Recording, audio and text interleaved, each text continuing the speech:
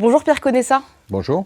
Vous êtes ancien haut fonctionnaire, auteur de nombreux ouvrages, notamment Dr Saoud et Mr Djihad, La fabrication de l'ennemi, mais également Vendre la guerre, le complexe militaro-intellectuel. Et c'est à cette thématique qu'on va s'intéresser aujourd'hui. Le complexe militaro-intellectuel serait en quelque sorte le pendant du complexe militaro-industriel déploré par le président Eisenhower. Est-ce que vous pourriez nous définir cette notion de complexe militaro-intellectuel ? Eisenhower, à la fin de son second mandat, donc rappelez-vous sa biographie, c'est l'homme, le chef d'état-major des armées qui fait le débarquement en France, enfin c'est un militaire. Bon. Il est en pleine guerre froide. Il est en pleine guerre froide et effectivement, la guerre froide, c'est la course aux armements. Et ce général a le souci de dire faites attention, la puissance du complexe militaro-industriel est telle que, si vous voulez, dans cette course aux armements, il arrive à modifier les politiques publiques en créant ce qu'on a appelé l'overkilling, c'est-à-dire que finalement, il y avait largement, non seulement à travers le nucléaire, mais à travers toutes les armées qui s'étaient constituées, la moyen de détruire plusieurs fois la planète. Donc ce souci-là est celui qui était parfaitement légitime et qui va effectivement d'autant plus servir à expliquer, si vous voulez, la situation internationale, que effectivement, et la France est le troisième exportateur mondial d'armement, donc moi j'étais à l'intérieur du système, j'ai vendu des équipements de défense, et j'ai vendu des équipements de défense puisque j'étais en charge de la politique d'exportation. Donc c'est quelque chose que je connais, je ne suis pas un théoricien de la chose. Je vous cite un exemple pour vous montrer combien c'est compliqué. L'Arabie Saoudite, pendant 20 à 25 ans, était le meilleur client de l'industrie française d'armement. Et on était d'autant plus tranquille de fournir à l'Arabie Saoudite tout ce qu'elle voulait, puisque de toute façon, ils ne faisaient pas la guerre. Ce que l'Arabie Saoudite achetait, que ce soit aux Anglais, aux Français, aux Américains, c'était des garanties de sécurité. Bon, par exemple, quand vous avez un contrat d'armement à l'exportation, en général, vous avez une clause qui est mentionnée en fonction du droit international, c'est-à-dire que s'il y a un conflit qui éclate, on cesse de fournir pour ne pas alimenter le conflit. Bon, avec les Saoudiens, on se dit de toute façon, ils ne feront pas la guerre, et de toute façon, ce n'était pas trop grave, puisque, encore une fois, ce qu'ils espéraient, c'est que les pays fournisseurs viendraient à leur aide, comme ça s'est fait, par exemple, lors de la guerre du Koweït. Bon. Mais aujourd'hui, on voit bien que ce système cale, puisque l'Arabie Saoudite bombarde au Yémen. Oui. Alors, les avions sont américains, les missiles sont français, anglais, etc. Donc, tout le monde est impliqué dans cette affaire. Mais vous remarquerez que personne ne dit non, il faut arrêter. Bon. Donc, c'est pour vous montrer combien ce système est hypocrite dans sa nature. Mais ce qui ne nous empêche pas de donner des leçons. Hein. Ça, je veux dire, de ce côté-là, la machine à fournir des leçons morales, des principes moraux, etc., est une machine qui tourne tout le temps. Donc, alors, excusez-moi, oui, votre question, le basculement se fait en 91. Pourquoi ? Parce que d'abord, l'URSS disparaît. Si l'URSS disparaît, ça veut dire que le système qui structurait toute la pensée stratégique pendant 70 ans disparaît. Il n'y a plus d'ennemis. Alors j'étais à ce moment-là à la création de la délégation aux affaires stratégiques et c'est très marrant parce que quand vous êtes sur des affaires stratégiques et que vous n'avez plus d'ennemis, soit vous licenciez, soit vous en inventez. Vous vous souvenez de cette phrase du conseiller de Gorbatchev qui avait dit aux Américains à Helsinki, il leur avait dit « je vais vous rendre le pire des services puisque je vais vous priver d'ennemis ». Bon. Et donc, est-ce que pour autant ça a modifié le système ? Oui, pour deux raisons. D'abord parce que, encore une fois, ça devenait open bar, c'est-à-dire qu'il n'y avait plus le risque d'instrumentalisation d'une crise ou que ce soit sur la planète par les soviétiques, donc il y avait un choix ouvert. Alors le choix va se porter d'abord sur le Koweït, grande démocratie devant l'éternel, qu'on va aller libérer de l'invasion de Saddam Hussein. Alors Saddam Hussein, rapide flashback, rappelez-vous, c'était le leader modernisateur du monde arabe, avec Nasser, avec Boumedienne, etc. Mais avec cette lucidité intellectuelle qui nous caractérisait, on a considéré que le socialisme arabe, puisque de toute façon il faisait construire le barrage d'Assouan par les Russes, c'est donc qu'il devait être un socialiste. S'il était socialiste, il ne pouvait être que du mauvais côté. Donc on a fait tout ce qu'on a pu pour tuer le socialisme arabe. Avec l'aide de l'Arabie Saoudite, puisque l'Arabie Saoudite, c'était la religion qui empêchait la diffusion du communisme et du socialisme. Donc l'Arabie Saoudite était du camp de la liberté, comme chacun sait. Alors pourquoi 91 ? Parce que donc il y a la guerre du Koweït. Donc vous allez avoir mandat onusien, abstention des Russes, pour aller libérer le Koweït. Alors, on donne un préavis à Saddam Hussein. On lui donne 6 mois pour qu'il se retire du Koweït. Pendant ces 6 mois, toutes les chaînes de télévision de la planète arrivent en Arabie Saoudite. Vous vous souvenez, en France, c'était CNN et la 5, et tous les jours, il y avait un point sur la situation des troupes là-bas. Il ne se passait rien, donc il fallait inventer de l'information. Donc vous aviez des reportages sur différents sujets, etc. Mais ça entretenait. Pourquoi j'insiste là-dessus ? Parce que la jurisprudence va se créer que la guerre devient un spectacle qu'on vit en live dorénavant. C'est-à-dire qu'on attendait tous l'offensive, etc. Bon, il y a un petit hiatus, c'est que la guerre ne dure que 120 heures, c'est-à-dire 5 jours. Donc on avait investi pendant 6 mois pour une guerre de 5 jours. Bref, les chaînes de télé perdent de l'argent, mais enfin elles ont compris la mécanique qui allait se renouveler ensuite sur la Yougoslavie, sur la Somalie, sur d'autres. Bon.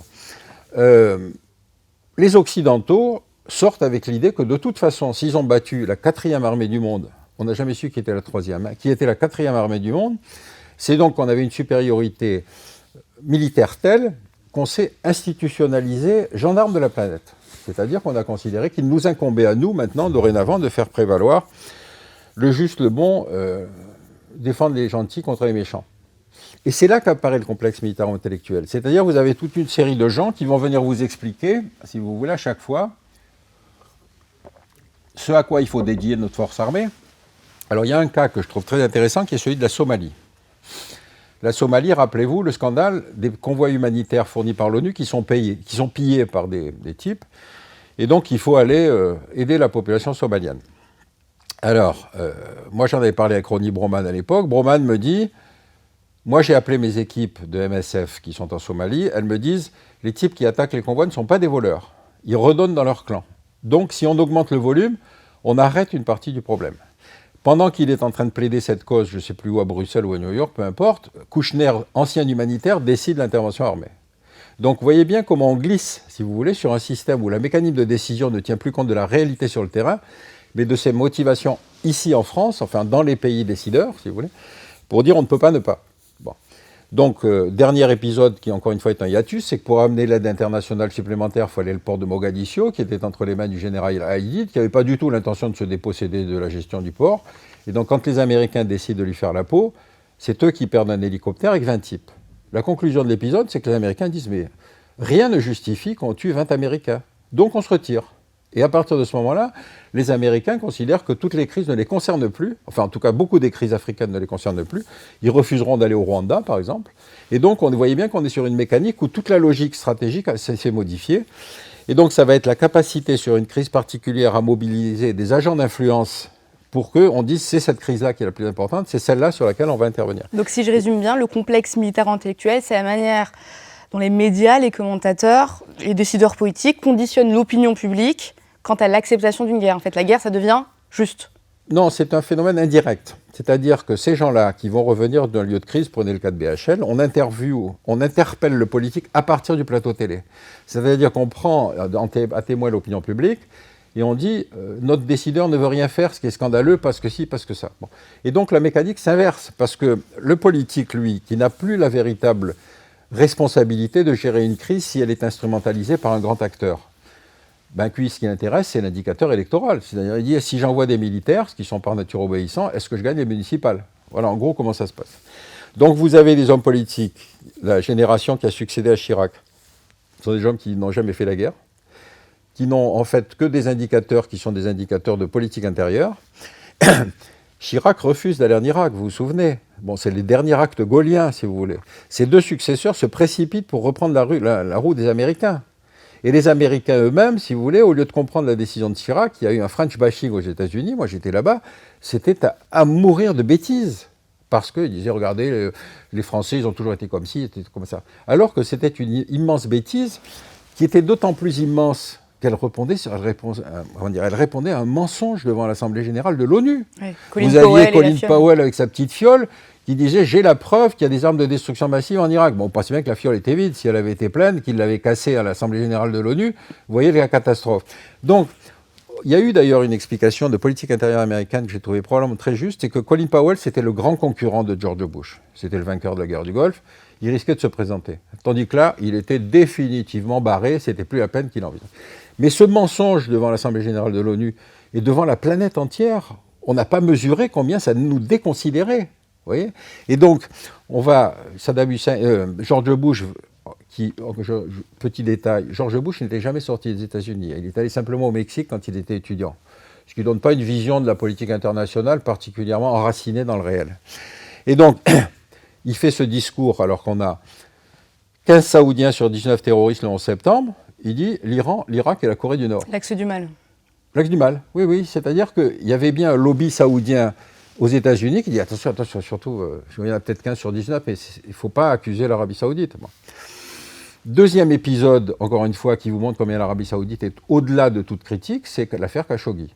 Le type est découpé en morceaux dans un consulat saoudien à l'étranger. Ce consulat avait été sonorisé par les Turcs qui, à chaque fois que les Saoudiens disaient « c'est pas nous », ils sortaient la preuve que c'était faux.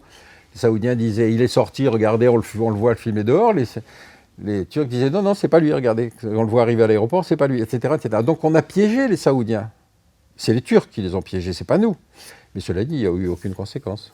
Il y a un an, près d'un an, jour pour jour, a débuté la guerre entre la Russie et l'Ukraine. Ouais. Comment est-ce que ce complexe militaro-intellectuel, comment est-ce qu'il s'est, comment dirais-je, articulé en France ? Alors, une remarque, si vous voulez, qui me paraît assez importante. C'est l'actualité qui prime sur l'histoire. Hein, donc, si vous voulez, on va prendre le fait sans jamais chercher à comprendre quelle est la nature de la crise et les motivations qui l'ont conditionnée. Sur le cas de la Russie et de l'Ukraine, à partir de la révolution de Maïdan, si vous voulez, vous avez des postures sécessionnistes qui vont être prises par les Russes. Alors, excusez-moi, je suis obligé de faire des retours historiques à chaque fois. Faites. Rappelez-vous que les découpages qui vont marquer les nouvelles frontières internationales de l'ancienne URSS sont des découpages staliniens. C'était Staline, le commissaire aux nationalités, qui était suffisamment vicelard pour faire qu'il n'y avait pas de pays qui soit ethniquement homogène. Donc vous aviez des Kazakhs en Azerbaïdjan, des Azéris dans le Turkménistan, enfin bref, de manière à ce qu'il y ait des Russes un peu partout et qu'il y ait toujours légitimité à intervenir. Donc quand l'URSS explose, vous avez des États qui sont nouvellement indépendants, des anciennes frontières administratives qui deviennent des frontières politiques, avec des problèmes de gestion, si vous voulez, encore une fois, de ces minorités. Les minorités les plus sensibles sont les minorités russes, parce que, si vous voulez, ces Russes vivaient à l'époque de l'URSS sans aucun problème en passant la frontière, mais tout à coup, ils deviennent minoritaires dans des pays nouvellement indépendants. C'était les anciens colonisateurs, ils deviennent population minoritaire. Qui se trouve la situation un peu instable, c'était effectivement un peu compliqué. Deuxième remarque, il y a des pays, comme par exemple dans certains pays baltes, où on ne peut plus parler le russe, c'est interdit, on ne peut parler que la langue locale. Donc si vous laissez ces populations, avec quelques bonnes raisons, si on devait parler du droit des minorités en général, pour considérer que la nouvelle situation leur était défavorable. Là où ils vont râler le plus, ça va être en Ukraine, puisqu'effectivement, l'Ukraine, si vous voulez, c'est un pays qui n'a pas cessé de se translater comme ça. Hein. C'est-à-dire qu'après 1945, vous avez l'Ukraine qui se déplace complètement vers l'ouest, qui intègre en particulier des Polonais, des choses comme ça. Bon. Mais donc vous aviez ces populations russophones qui, à partir de la révolution de Maïdan, qui va proclamer l'indépendance de l'Ukraine avec sa nouvelle trajectoire, avec l'ukrainien comme langue, etc., vont commencer à se résister, à se soulever. Et avant que les Russes n'interviennent, il y avait déjà eu 14 000 morts à la frontière. Il y avait eu 2 tentatives des Français et des Allemands de trouver des formules diplomatiques pour essayer de s'en sortir, pour essayer de normaliser, si vous voulez, la situation. Je ne suis pas sûr que les Ukrainiens aient beaucoup plus joué la paix que l'ont joué les Russes de ces minorités. Donc on est face à une situation qui est assez compliquée parce que, effectivement, ces populations russophones, elles ont une caractéristique, c'est qu'elles sont frontalières de la maison mère. C'est la différence de nous, si vous voulez, quand on quitte le Vietnam ou quand on quitte l'Algérie, il y a une coupure physique, si vous voulez. Tandis que là, il y avait une continuité géographique. Et donc que ces populations aient appelé à l'aide, etc., on est dans un système où effectivement, le Poutine, le nouveau leader, si vous voulez, a reconstruit sa légitimité sur le thème « Nous avons été suffisamment humiliés ». Parallèle historique qu'il faut garder à l'esprit. Quand l'URSS explose, vous vous souvenez, tentative de coup d'État militaire, c'est finalement Yeltsin qui prend la place de Gorbatchev. Yeltsin avait une petite caractéristique, c'est que c'était un ivrogne et qui va se satisfaire d'une promesse que... Non, je ne plaisante pas, c'est-à-dire que j'ai discuté avec un ami qui était secrétaire général du Quai d'Orsay, qui m'avait assisté à l'entretien Chirac-Kohl-Yeltsin. Chirac et Kohl lui avaient promis que l'OTAN ne s'étendrait pas. Yeltsin, il est reparti à la maison. Mais donc, quand vous êtes géré par un type comme ça, que vous avez une économie qui s'est effondrée, comme l'Allemagne des années 30, 40% de l'économie russe qui était démonétisée, c'est-à-dire qu'il fallait partir avec votre panier et des objets pour les échanger contre ce dont vous aviez besoin. Ils ont donc touché le fond, si vous voulez. Ils étaient deuxième puissance mondiale, ils deviennent des miséreux. Quand Poutine va renverser Yeltsin, Poutine, il va reconstruire cette identité, mais exactement comme Hitler avait reconstruit la dignité de l'Allemagne, si vous voulez. L'Allemagne, on l'avait rendu responsable de la guerre de 14, alors qu'on était à 50-50, simplement comme c'était nous qui avions subi les dommages, il fallait que l'Allemagne paye. Et là, ça a été un peu pareil, il fallait que la Russie paye. Elle a payé. Alors, simplement, la récompense, ça a été Yeltsin. Ça a été Poutine. Poutine nous a régulièrement avertis. Il a dit, faites attention, faites attention, faites attention. Il l'a dit à la Verkund 2, un an avant l'invasion. Personne n'a voulu l'écouter. C'est-à-dire qu'au lieu de l'aider, si vous voulez, à stabiliser, l'intégrer, par exemple, on est en pleine crise yougoslave. Bon, vous vous souvenez, sécession du Kosovo, on décide de faire une opération armée avec l'aide des Américains de bombardement de la Serbie. Au lieu d'associer les Russes en leur disant, écoutez, on n'a pas d'autre solution que celle-là, on va les tenir soigneusement à l'écart, alors que la Serbie est le seul pays qui aujourd'hui se solidarise avec les Russes, pour des raisons qu'on a quand même quelques bonnes raisons de comprendre. Orthodoxes dépendants du patriarche de Moscou. Ces gens, les Serbes sont des gens qui effectivement avaient mené toute la guerre en Yougoslavie, donc il y avait toutes les bonnes raisons de les bombarder, mais il n'y avait pas de raison d'exclure les Russes, si vous voulez.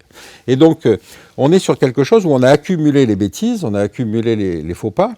Et alors, le dernier en date, c'est ce qu'on vient de connaître aujourd'hui, c'est-à-dire bataille de Stalingrad. On ne va pas le fêter avec les Russes quand même, c'est assez étonnant. Et puis l'autre truc aussi, pareil, auquel on n'a pas invité les Russes, enfin qui était absolument ridicule. Ah oui, la libération du camp d'Auschwitz. C'est eux qui libèrent Auschwitz, mais on ne va pas fêter ça avec eux quand même. Donc vous voyez, on est dans une posture où ce complexe militaro-intellectuel, pour revenir au sujet, sont des gens qui vous disent comment on ne peut pas faire ça avec les Russes, vous ne vous rendez pas compte, les Russes... Je veux dire, mais quelle est leur légitimité? Je veux dire, c'est la fonction du politique que de se tenir au-dessus. Bon, et de se tenir au-dessus, ça supposerait des hommes politiques et un peu de courage. Est-ce que ça marche? Est-ce que ce complexe militaro-intellectuel, dans sa volonté de rendre manichéen le sujet, le débat, est-ce que ça fonctionne dans l'opinion publique? Est-ce que les sondages vont dans ce sens-là? Ben, on a nous-mêmes vécu un épisode extraordinaire qui est quand même la Libye. On a un type qui s'appelle BHL qui paye ses voyages, ça il faut reconnaître, qui coûte rien à la République. Il va en Libye au moment où commence l'insurrection sur Tripoli. Il en revient en disant il faut absolument sauver cette révolution. Et donc il y a une première décision onusienne qui va mandater les forces aériennes françaises et anglaises pour interdiction de survol. C'est-à-dire qu'ils empêchent l'aviation libyenne, qui était évidemment un atout important entre les mains de Kadhafi, de décoller. Et puis tout à coup, il paraît qu'il y a une colonne de chars qui est en train de marcher sur Tripoli. Et donc Sarkozy donne l'instruction aux armées françaises de bombarder la colonne de chars. Ça veut dire qu'on viole le mandat onusien, qui était une simple interdiction de survol, pour devenir une force d'intervention au sol. Donc à ce moment-là, vous connaissez la suite, Kadhafi qui essaye de se barrer, il est rattrapé, il est tué, etc., etc.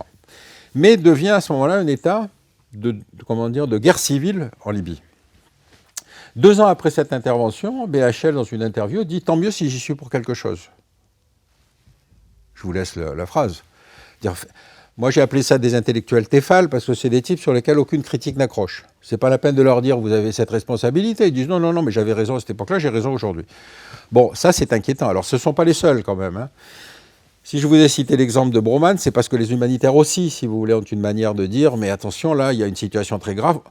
On adopte une réglementation internationale, enfin, qui s'appelle le devoir de protéger. Alors, le devoir de protéger, ça veut dire que c'est celui qui choisit de protéger et qui choisit la population à protéger. Bon, vous remarquerez qu'on n'est jamais intervenu pour défendre les Palestiniens. Il ne faut pas tout mélanger quand même. Donc, vous voyez, on s'est donné une espèce de formalisme juridique pour légitimer cette fonction de gendarme de la planète qu'on s'est nous-mêmes donné. Bon. Donc, au milieu de tout ça, si vous arrivez et que vous dites oh oui, je rentre de tel pays, c'est absolument effrayant, ce qui se passe, il faut faire quelque chose. On examine quand même, on n'y va pas tout de suite, parce qu'aujourd'hui, la crise la plus grave, c'est la crise du Congo. On n'a pas l'intention d'aller intervenir au Congo pour sauver qui que ce soit. Donc, vous voyez, on a une espèce d'imaginaire collectif dans lequel ces gens-là vont puiser pour dire il faut faire quelque chose. Alors, la réglementation, c'est d'interpeller le politique français en disant la France, pays des droits de l'homme, membre permanent du Conseil de sécurité, puissance nucléaire, ne peut pas ne pas. Une fois que vous avez dit ne peut pas ne pas, vous avez une double négation qui vous interdit de dire si, je peux ne pas. Or, vous voyez bien qu'on a atteint les limites de cette chose-là, puisqu'aujourd'hui, vous avez dans beaucoup de pays des espèces de refus d'intervenir. Je vous ai cité l'exemple des États-Unis en Afrique qui ne veulent pas intervenir, mais on aura de plus en plus ce genre de posture. En décembre, un sondage IFOP a été publié expliquant que 70% des Français prenaient davantage une négociation avec Moscou dans le conflit russo-ukrainien, négociation avec une aide militaire. Est-ce qu'on va dans ce sens-là? Aujourd'hui, l'Union européenne accentue ses aides militaires à destination de l'Ukraine, mais il y a moins de négociations. Donc pour le coup, le complexe militaro-intellectuel n'a peut-être pas fonctionné, vu que l'opinion publique prône davantage des négociations. Oui, mais si vous voulez, moi j'apprécie assez la position du président Macron qui, dans ses discours, je pensais au dernier, avait maintenu le contact avec Poutine. Donc il ne disait pas c'est le diable, on ne peut pas parler avec lui. Et puis qui ensuite faisait comprendre en filigrane de son discours que de toute façon l'aide européenne s'élèverait au fur et à mesure de l'évolution du conflit. C'est-à-dire faire comprendre à Poutine qu'il ne pourrait pas gagner la guerre. Et donc que la seule manière, c'est justement de se mettre autour d'une table de négociation en mettant dans le panier la question de la Crimée, la question du Donbass et du Donetsk. Bon, évidemment, aujourd'hui par exemple, vous avez sur la Crimée une espèce de hiatus qui me paraît intéressant. La Crimée, c'est Khrouchtchev lui-même, à l'époque premier secrétaire du Parti communiste du RSS, lui-même ukrainien, qui donne la Crimée à l'Ukraine. Mais on est dans l'URSS, hein, tout ça c'est de l'emballage, c'est pas très grave. Bon. Mais la Crimée, c'est 90% de Russes. Bon, donc à l'époque, encore une fois, c'est pas grave, vous êtes russe en Crimée, que vous soyez en Ukraine ou pas, ça importait peu. C'est ce sur quoi Poutine va revenir. C'est-à-dire qu'on est dans les mêmes proportions démographiques. La Crimée est effectivement une région peuplée de russophones. Et donc, il réannexe la Crimée. Ce qui est tout à fait différent des principes du Donetsk et du Donbass. C'est-à-dire que là, on avait effectivement une population qui s'est insurgée contre un pouvoir légitime. Et donc, vous voyez bien qu'on est sur ces trois sujets qui sont de nature différente. Et ces natures différentes, ça veut dire qu'à un moment, on reconnaît qu'il faut arrêter l'offensive militaire, il faut qu'on discute, et qu'on discute avec des normes qui ne sont pas... Les Russes ont tort sur tout. Bon. Cela dit, ça ne règle qu'une partie de la question, parce que quand l'offensive commence, rappelez-vous, il marche sur Kiev. Et puis, là, on pensait que l'affaire serait bâchée en quelques jours. Pas du tout. Non seulement la résistance ukrainienne est très importante, mais encore que l'armée russe, qu'on croyait être une espèce de monstre, si vous voulez, hériter de l'armée rouge, bascule complètement pour aller se mettre sur les positions de la frontière Est et puis sur le Sud pour protéger le Donetsk et le Donbass. Bon. Et donc, on est sur quelque chose où on a plusieurs, si vous voulez, rappels à l'ordre, retour de la réalité. L'armée russe n'était pas ce monstre qu'on croyait. On l'avait déjà constaté en Afghanistan. L'armée rouge avait des gros problèmes d'approvisionnement, de logistique, de combativité, etc. C'est la même armée qu'on retrouve, et encore pire, si vous voulez, en Ukraine. Donc, Poutine s'est lancé dans une opération où probablement il s'est fait enfler par ses propres généraux, qui lui promettaient une victoire rapide. Ça, il faut qu'il règle son compte avec cela. Mais au bout du compte, vous avez effectivement une identité ukrainienne qui est née de cette affaire-là, qui est encore une fois différente de la Russie, ce que refuse Poutine, et qui va utiliser un argument historique absolument extraordinaire, c'est les Ukrainiens sont des nazis. Pourquoi est-ce qu'on a cet épisode? Parce que rappelez-vous que, toujours rappel historique, en 1932, au moment de l'industrialisation forcée sous Staline, ils vont prendre toutes les récoltes en Ukraine, en laissant crever de faim les Ukrainiens, pour pouvoir financer, si vous voulez, la construction de l'industrie. Ça veut dire qu'il y a environ 2 millions d'Ukrainiens qui sont morts de faim, avec des faits de cannibalisme, etc., etc. Quand les armées allemandes arrivent en Ukraine, ce sont des libérateurs. Ce sont des libérateurs, parce que à ce moment-là, vous avez des Ukrainiens qui se rallient à l'armée allemande, parce qu'ils considèrent que leur véritable ennemi, ce n'est pas l'armée allemande, c'est les commissaires politiques russes, communistes. Bon. Donc il y a eu effectivement une légion qui est allée combattre avec les armées allemandes en Russie, jusqu'à la bataille de Stalingrad. Il y avait un type qui s'appelait Bandera, qui était purement et simplement un nazi ukrainien. Bon. Donc c'est facile de ressortir la chose, mais c'est un scénario que vous avez connu dans beaucoup de pays, où des gens se sont ralliés à l'armée allemande parce qu'ils la considéraient comme une armée de libération. Bon. On a eu une légion des volontaires français, si je ne m'abuse. Hein, voyez-moi. Et donc on avait cette redistribution des cartes, évidemment, qui dans certains pays maintenant c'est résolu, on ne va plus parler des nazis français. Par contre, que Poutine pense à sortir cet argument-là, ça vous montre combien on peut instrumentaliser une opinion publique en racontant du passé, qu'on ne cherche pas à comprendre pour ce qu'il était, qu'on va chercher à expliquer en parlant à une opinion russe pour qui la bataille de Stalingrad est le grand moment, si vous voulez, de la guerre contre les nazis. Donc si les Ukrainiens se sont ralliés aux nazis, c'est que les Ukrainiens sont des nazis. C'est une tautologie, c'est un peu fragile, mais enfin ça marche peut-être en Russie. Expliquez-moi, parce que j'ai un peu de mal à comprendre. Est-ce que le pouvoir exécutif se repose sur le complexe militaire intellectuel pour influencer le grand public, ou est-ce que ce sont ces personnalités-là qui, par leur audience, vont influencer le politique dans ses décisions? Moi, je le prends comme ça. C'est-à-dire que... Mais quelle est leur motivation, du coup, à ces intellectuels? Il n'y a pas que des intellectuels, hein, quand même, faites attention. Les commentateurs, les intellectuels. Oui, mais justement, c'est formidable, vous participez à une décision publique. Vous êtes l'initiateur, vous devenez l'initiateur d'une politique publique. Donc c'est de l'orgueil pur. Hein? C'est de l'orgueil pur. C'est de l'orgueil pur et simple. Moi, j'ai participé à des décisions de politique publique, si vous voulez, où il y avait...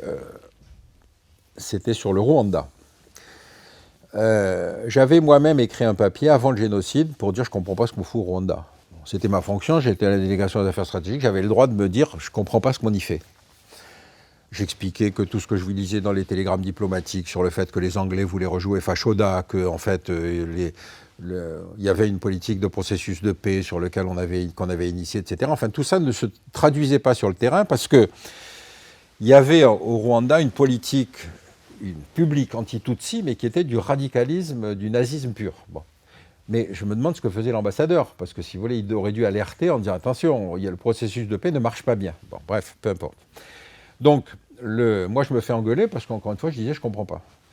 Comme j'étais dans le système, je me fais engueuler par le système. Donc, le cabinet militaire me dit quand on n'y connaît rien, on n'écrit pas, etc. Finalement, la suite, vous la connaissez. Massacre des Tutsis, public, argumenté, les journalistes présents sur le terrain, etc., etc. Donc la France, et c'est tout à son honneur, décide quand même qu'il faut faire quelque chose. Alors que les Américains disent non, le Rwanda, on s'en fout, c'est plus notre truc. Bon. Et les Français ont été les seuls dans l'opération turquoise, il faut le dire. C'est-à-dire que ceux que moi j'accusais de mener une politique aberrante, si vous voulez, ont la dignité de se considérer qu'ils ont une responsabilité. Donc on est dans une réunion chez le directeur de cabinet du ministre, où il n'y avait que des chefs. Que des chefs. Mais il n'y en avait aucun qui connaissait le Rwanda. Il y avait un seul mec qui connaissait le Rwanda, qui avait été imposé par le cabinet. C'était le seul type qui, en l'occurrence, il était marié avec une Rwandaise, donc il avait quelques raisons de connaître, si vous voulez, un peu la situation locale. Et donc le chef du cabinet militaire dit on va mettre notre dispositif à Goma parce qu'il y a une plateforme aérienne, on va se déployer dans le nord, etc. etc. C'était la technique militaire, on n'avait rien à dire de particulier, sauf ce type qui dit écoutez, moi, tout ce que je peux vous dire, c'est qu'il n'y a plus de Tutsis dans le nord où vous allez vous installer, parce qu'ils ont tous été massacrés. Ils se sont réfugiés dans les collines du sud. Donc si vous arrivez là en expliquant que vous venez les sauver, personne ne vous croira. Et donc vous serez une fois de plus assimilés aux bourreaux. Je peux vous dire que le silence qui a régné, si vous voulez, dans la réunion de chefs, si ce type n'avait pas été là, vous vous rendez compte de la conséquence. Bon. Et ça, c'est pourquoi? C'est parce que c'est la modestie à l'égard de la crise qui demande d'abord de comprendre la crise avant de décider. Mais si vous arrivez avec, encore une fois, une grosse pointure intellectuelle, je ne veux pas revenir sur BHL, mais si vous voulez, il y en a d'autres, si vous voulez, qui sont encore une fois sur le thème, il faut absolument faire quelque chose. Mais il y a des moments où vous n'êtes pas légitime. Prenez un cas aujourd'hui. Vous avez une guerre sunnite-chiite dans l'ensemble du monde arabo-musulman. Vous avez une guerre sunnite au Pakistan, en Afghanistan, en Syrie, en Irak, à Bahreïn, au Nigeria, et puis je dois en oublier un. Bon. Est-ce que vous croyez que des casques bleus mandatés par des pays catholiques, des mécréants, ont une légitimité à intervenir dans une guerre religieuse comme celle-là? Vous voyez pourquoi je pose la question comme ça? Parce que nous, on est tellement convaincus qu'on est le bien et que nous, on va faire régner la démocratie, qu'on est capable de se mêler de crises dans lesquelles on n'a aucun moyen de pression. Mais ça, arrêter cette mécanique en disant « mais la Terre n'est pas plate et on n'en est pas le centre », vous voyez pourquoi j'insiste sur ce sujet-là. La manière dont on pose la question ici, c'est renvoyer à une espèce de principe moral sans se demander quelle est la nature de la crise et quels sont les véritables moyens de la calmer. Vous savez, quand on était dans les guerres de religion, l'Empire ottoman a voulu instrumentaliser les protestants. Je ne crois pas qu'il en ait tiré gros avantage, si vous voulez. Mais vous voyez, cette idée qu'une puissance a des moyens, parce qu'elle est puissance, d'intervenir dans des crises, on n'en est pas beaucoup sorti. Donc ce complexe militaro-intellectuel vous fournit un argumentaire en vous disant comment on ne peut pas ne pas. La double négation suffisante à prouver. Rassurez-moi, Pierre, notre politique étrangère ne repose pas essentiellement sur ce complexe militaro-intellectuel. Il y a quand même un minimum d'ancrage avec le terrain, on a des centres de recherche. Le tableau que vous dressez, il est extrêmement noir. On a deux choses qui, effectivement, alertent le politique. Bon, d'abord, vous avez un réseau diplomatique. Mais enfin, un réseau diplomatique, si vous voulez, pensez que justement sur le Rwanda, on n'est pas été capable de dire il y a un massacre qui se prépare. Il y avait eu plusieurs alertes préalables, ce n'était pas 94, c'est simplement le paroxysme absolu. Donc, moi je vais vous citer un exemple vécu encore une fois sur une autre affaire. Un copain ambassadeur au Tchad, qui un jour apprend que dans l'assassinat d'un Français qui vivait au Tchad, l'implication remonte jusqu'à la présidence de la République. Il fait un télégramme qui doit être secret défense, quelque chose comme ça. Ce télégramme se retrouve sur le bureau de Déby. Ça veut dire qu'en France, il y avait des mecs qui considéraient que la politique française africaine, si vous voulez, quoi que disent l'ambassadeur, eux, ils étaient mieux à même d'en décider. Bon. Lui, le premier ambassadeur a été rappelé. Nous, on n'a pas expulsé l'ambassadeur du Tchad. Donc, vous voyez cette espèce de lâcheté qui règne dans le système. Parce que vous avez quand même des gens qui disent « Mais moi, je connais mieux la situation. La France-Afrique, c'est nous qui nous en occupons, etc. » Donc, le réseau diplomatique, il est lui-même paralysé parfois par ses propres censures internes ou par ses, si vous voulez, le type qui va être conseiller diplomatique auprès du président de la République, il a évidemment infiniment plus de pouvoir que n'importe quel ambassadeur ou qui soit. Bon. Ensuite, vous avez une deuxième chose, mais qui, elle, est un élément absolument essentiel, c'est l'agence France-Presse. L'agence France-Presse, c'est un formidable, moyen d'information, parce que quand vous êtes diplomate, vous n'allez pas dans une manifestation violente, parce que si vous êtes attrapé, c'est un incident diplomatique, vous prenez votre petite valise et vous rentrez à Paris. Donc c'est l'agence France-Presse qui fait l'information la plus sensible sur les sujets. Elle est crue ou elle n'est pas crue, ça je ne sais pas, je ne peux pas vous dire. Mais enfin, en tout cas, c'est une formidable source d'information. Et la dernière chose, c'est évidemment les services de renseignement. Mais vous voyez bien combien les services de renseignement sont parfois en mal de gérer, parce que si vous prenez les cas de terrorisme qu'on a vécu, vous aviez une source qui pouvait être syrienne, des modalités d'organisation, des migrants qui se mêlaient à un flot et qui venaient organiser un attentat ici. C'est-à-dire le découpage des GSI sur l'information intérieure et des GSE sur l'information extérieure se heurte à la nature de certaines nouvelles menaces. Donc chacun fait son boulot de son côté, mais si l'articulation ne marche pas bien, alors il y a un coordonnateur du renseignement, mais enfin, tout ça, ce sont des choses qui se sont mises en place, si vous voulez, très progressivement. Et puis il reste que, si vous voulez, quand un homme politique devient ministre, il y a une mutation génétique. Cet individu, dorénavant, c'est tout. Comment est-ce que vous décririez le traitement médiatique du conflit russo-ukrainien en France? Moi, je trouve que, si vous voulez, la presse fait son boulot. Ce n'est pas la presse qui est au centre de la chose. Encore une fois, la presse travaille dans des conditions qui, effectivement, donnent de la validité si elle va sur le terrain. C'est son mode de fonctionnement. Bon. Vous pouvez toujours avoir des mecs qui vont être des chroniqueurs, qui vont d'ici dire c'est comme ci, c'est comme ça, etc. Mais enfin, dans l'ensemble, je trouve que la presse française est d'une grande dignité, parce qu'effectivement, elle essaye à chaque fois qu'elle écrit quelque chose de dire ça. Maintenant, si vous avez effectivement, il y a des manipulations de l'information aussi, si vous voulez, c'est pas exclu. Bon, je vais vous en citer un exemple. Quand il y a eu le pacte germano-soviétique, vous savez, le partage de la Pologne, bon, les Russes occupent la partie ouest de la Pologne, et puis ils vont massacrer des officiers polonais, ils vont décapiter la nation polonaise, ça va être le massacre de Katyn. Bon. Personne à ce moment-là savait ce qui se passait. Encore une fois, c'était la Russie stalinienne. Bon. Quand les Allemands vont arriver prendre cette partie-là, ils vont découvrir le charnier, et ils vont dire c'est les Russes qui l'ont fait. Et les Russes vont dire non, non, c'est pas nous, c'est les Allemands. Vous voyez comment on peut manipuler. Encore une fois, on est dans situation de guerre, donc évidemment l'information, envoyer des gens qui devaient voir comment avaient été tués les gens, etc. Ce n'était pas le contexte, on ne pouvait pas le faire.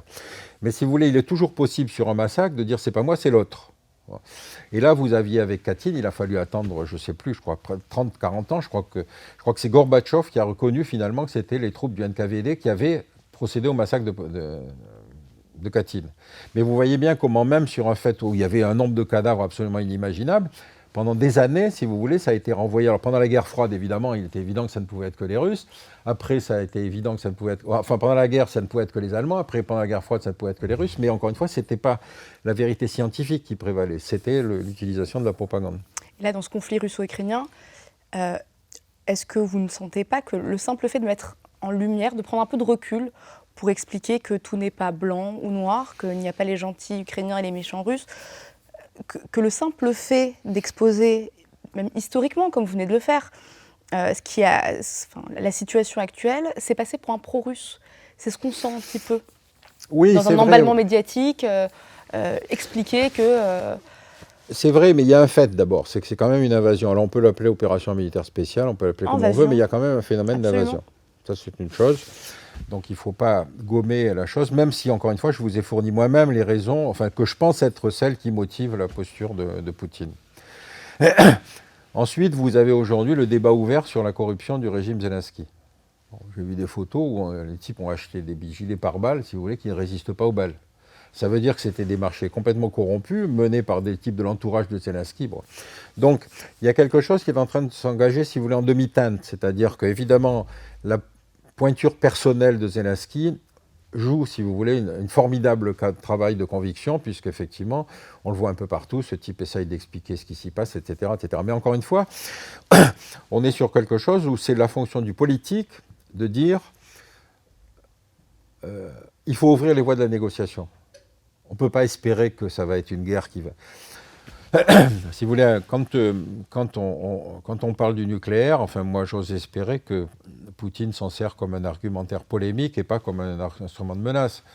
Si jamais il y avait une utilisation du nucléaire en Europe, c'est évident qu'il y aurait une espèce de déclenchement d'une troisième guerre mondiale.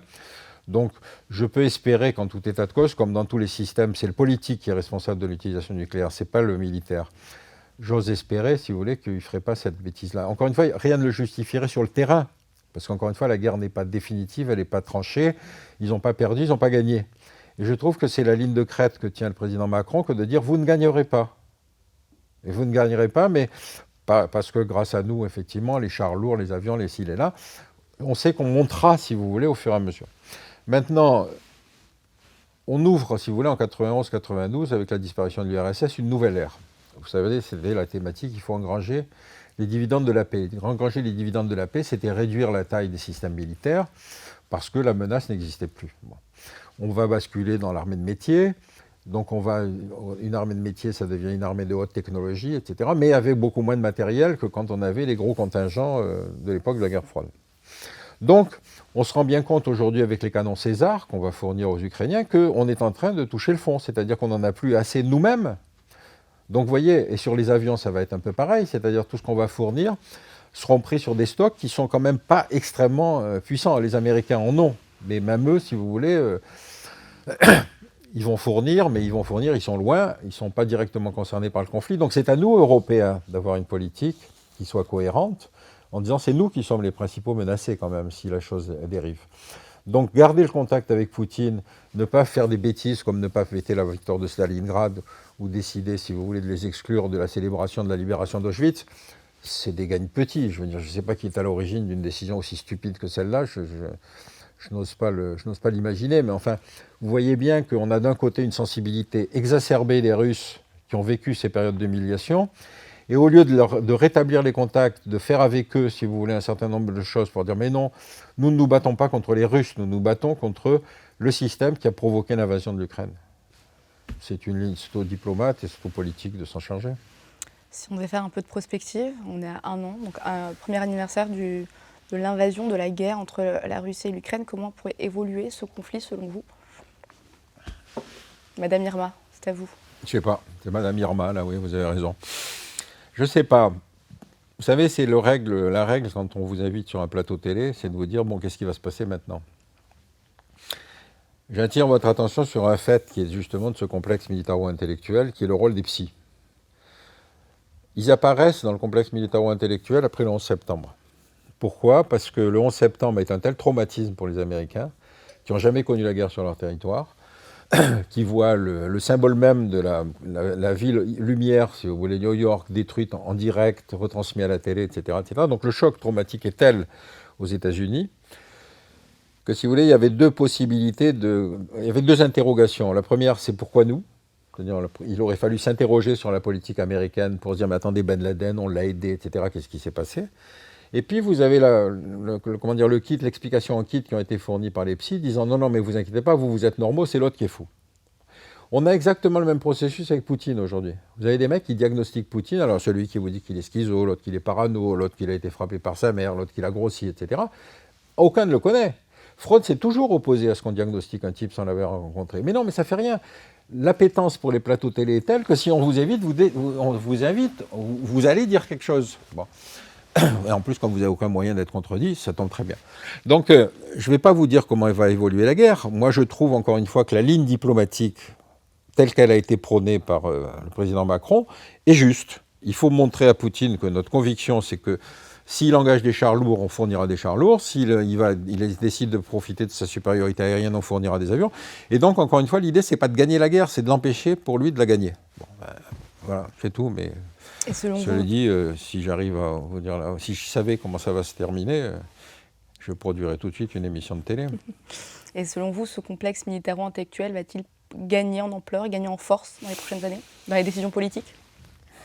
Ça, c'est une bonne question, parce que je vous avoue qu'effectivement, je vois pas beaucoup de membres de ce complexe qui font amende honorable. Je crois que je vais vous citer un exemple. Il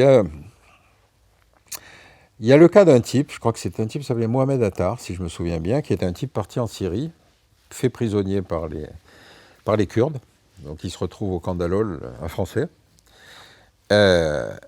et qui va faire dire à sa famille qu'il est victime d'un cancer et qu'il n'est pas soigné. La famille va mobiliser toutes les ONG pour le thème, c'est un citoyen français, il faut le faire revenir, il faut le soigner, etc. etc. Bon. Alors il y a effectivement Amnesty, il y a la FIDH, il y a tout ce monde, il y a la famille bien évidemment, etc. etc. Et finalement, donc, dans le processus de négociation de rapatriement des citoyens français, ce type va faire partie d'une liste, il va rentrer en France, il va être hospitalisé, puis tout à coup il disparaît. Et puis on le retrouve dans le sud tunisien en train de faire des trafics d'armes pour amener des armes pour les salafistes. Bon, il va être tué par un drone américain. Ça, il faut reconnaître que son histoire est tragique. Mais il n'y a que Amnesty qui se soit excusé après ça, avoir dit « mais je suis désolé d'avoir participé à cette campagne. Nous avons cru à ce qu'il nous a raconté sur sa maladie alors qu'il n'en avait pas. » Mais ils sont les seuls à s'être excusés. Les autres ne se sont jamais excusés, c'est-à-dire qu'ils estiment encore une fois que la légitimité de leur action ne peut pas être contestée. Ils ne sont pas dit « on s'est fait enfumer ». Donc vous êtes en droit de vous demander si les ONG sont toujours responsables des politiques qu'elles mènent. Donc selon vous, oui, le complexe militaro-intellectuel va continuer d'influer lourdement. Ben oui, écoutez, on a 5 chaînes d'information en continu. La chaîne d'information en continu, en termes de médias, c'est 10 à 12 minutes d'information et 3 quarts d'heure de débat. J'ai exclu les publicités, bon, 3 quarts d'heure de débat. Ça veut dire qu'il faut que vous peupliez vos plateaux de télé avec des gens qui vont venir parler du sujet que vous avez choisi. Bon. Là, il se trouve que ce n'est pas la guerre en Ukraine, ou ça peut être, je ne sais pas, le Covid, ça peut être autre chose, etc. Mais prenez le cas du Covid en termes de comparaison. C'était une maladie que personne ne connaissait, ce qui n'empêchait que vous aviez plein de médecins qui venaient sur les plateaux télé pour dire ce qu'il fallait faire. Il y en a même un qui a dit qu'avec de l'hydrochloroquine, ça suffisait. Vous voyez donc comment la médiatisation peut amener à ce qu'on donne une légitimité à des gens qui ne sont pas spécialement experts du sujet, mais s'ils apparaissent à la télé, ils deviennent experts. Et donc il y a une espèce de renversement, si vous voulez, qui est étonnant. Alors bon, l'homme de Marseille, si vous voulez, est un peu revenu sur l'hydrochloroquine, mais encore une fois, comment s'est passé le phénomène ? Il s'est passé parce qu'il y avait cette émulsion médiatique, et lui, il a tranché en disant « non, mais ça, c'est rien ». Vous voyez bien comment des individus, encore ce type est reconnu pour ses qualités médicales, mais qu'est-ce qui fait qu'à un moment, il a disjoncté à ce point-là ? C'est parce que dans cette émulsion médiatique, bon, il y en a un autre que j'adore aussi, qui est Alexandre Adler, par exemple. Alexandre Adler, moi, je l'ai trouvé dans les meubles quand on a créé la délégation des affaires stratégiques. Il avait été recruté par l'ancien cabinet. Et puis, il se trouve qu'on fait une réunion sur la Turquie. Je ne me souviens plus quel propos, enfin, peu importe. Toujours est-il qu'il commence... Adler, c'est un conteur. C'est-à-dire, ce homme, quand il prend la parole, vous êtes fasciné parce qu'il vous parle. Voilà. Donc, il explique que ici, des instructions du KGB de telle date qui ont été reprises ensuite par telle date, etc., etc. Je me tourne vers le type de la DGSE, je lui dis, c'est intéressant ce qu'il raconte, vous avez ces instructions ? Le type calmement me dit, non, il invente. D'un seul coup, vous avez quelqu'un qui a été présenté comme un spécialiste de la Russie, en discutant avec des gens dont le métier, c'est justement de se procurer ce genre de choses, qui dit, non, il invente. Bon. Et le personnage a encore réussi à inventer, puisqu'il a annoncé un complot contre Poutine, il y a déjà plusieurs mois. Bon, j'espère que Poutine lit les chroniques d'Alexandre Adler, parce que quand même, il devrait être au courant du fait qu'il y a un complot qui se présente contre lui. Vous voyez ce que je veux dire ? Mais quand je dis que c'est des intellectuels téphales, ça veut dire que c'est des gens qui vous disent « mais vous avez dit ça à cette époque-là, et maintenant vous dites le contraire ». Donc, aucune critique n'accroche. Mais vous en faites partie, Pierre. Bien sûr que j'en fais partie. Mais bien sûr que j'en fais partie. Bien sûr. Si vous voulez, c'était notre travail quand on a créé la délégation des affaires stratégiques. C'était une création de Pierre Jox. Parce que Pierre Jox considérait, après la guerre du Golfe, qu'il manquait deux choses. Une direction du renseignement militaire. Il y avait 3 directions de renseignement, mais une pour l'armée de terre. Bon, Jox a dit c'est fini cette histoire, vous n'en faites qu'une seule, je veux de la synthèse. Bon. Et la deuxième chose qu'il crée, c'est la délégation des affaires stratégiques, en se disant, toutes les compétences ne sont pas intérieures, il y a aussi des compétences académiques, il y a aussi des compétences humanitaires, il y a des compétences dans le truc, etc.